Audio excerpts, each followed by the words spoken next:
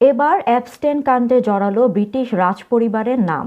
Jeffrey Epstein কাণ্ডে নতুন করে আলোচনায় এসেছে ব্রিটেনের রাজপরিবার সংক্রান্ত একটি গুরুতর অভিযোগ। একজন নারী দাবি করেছেন অ্যান্ড্রু মাউন্টব্যাটেন উইন্ডসরের সঙ্গে যৌন সম্পর্কের উদ্দেশ্যে দণ্ডিত যৌন অপরাধী জেফ্রি অ্যাপস্টেন তাকে যুক্তরাজ্যে পাঠিয়েছিলেন। বিবিসিকে দেয়া সাক্ষাৎকারে ওই নারী মার্কিন আইনজীবী ব্র্যাড এডওয়ার্ডস জানান, ২০১০ সালে ওই নারী লন্ডনে এসে রয়্যাল লজে রাত কাটান এবং পরে বাকিংহাম প্যালেস ঘুরে দেখেন। নারীটি তখন তার বিষের কোঠায় ছিলেন বলে জানানো হয়েছে। এই প্রথম কোনো অ্যাপস্টেইন অভিযোগকারী রাজকীয় বাসভবনে ঘটনার দাবি তুলেছেন।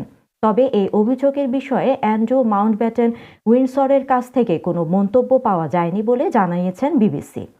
আইনজীবী এডওয়ার্ডস জানান, তিনি এখন ওই নারীর পক্ষে মামলার বিষয়টি বিবেচনা করছেন। উল্লেখ্য, জেফ্রি অ্যাপস্টেন ছিলেন একজন মার্কিন কোটিপতি, যিনি নাবালক সহ বহু নারীর যৌন নিপীড়নের অভিযোগে অভিযুক্ত হন।